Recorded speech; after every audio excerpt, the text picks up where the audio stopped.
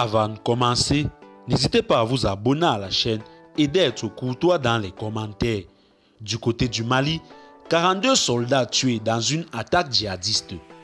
En effet, 42 soldats maliens ont été victimes dimanche lors d'une attaque attribuée aux djihadistes dans la ville de Tessi, située dans la zone dite des trois frontières entre Mali, Burkina et Niger, indique un document officiel listant les militaires décédés authentifiés mercredi par plusieurs hauts responsables militaires à l'AFP.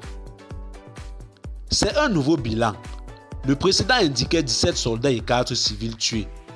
C'est le plus lourd pour l'armée malienne depuis la série d'attaques fin 2019, début 2020 par le groupe État islamique du camp militaire dans cette même région des trois frontières.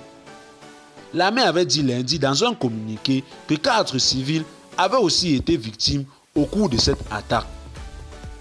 Certains d'entre eux étaient des élus locaux, avaient déclaré l'AFP des proches des victimes sous le couvert de l'anonymat.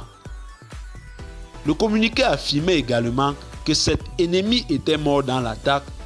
Des assaillants vraisemblablement de l'État islamique au Grand Sahara et bénéficiant d'un appui de drones et de l'artillerie avec un usage des explosifs et des véhicules piégés. Le secteur de Tessi, situé du côté malien de la zone des trois frontières, dans une immense région rurale non contrôlée par l'État, est fréquemment le théâtre d'affrontements et d'attaques. La localité et son camp militaire ont déjà souvent été attaqués par le passé.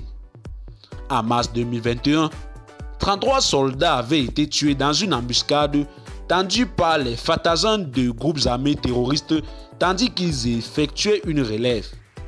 Le Mali est plongé dans une tourmente depuis 2012.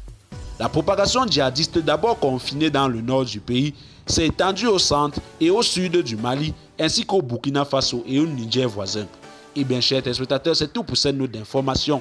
Laissez-nous en commentaire vos impressions et à très bientôt pour une nouvelle note d'information.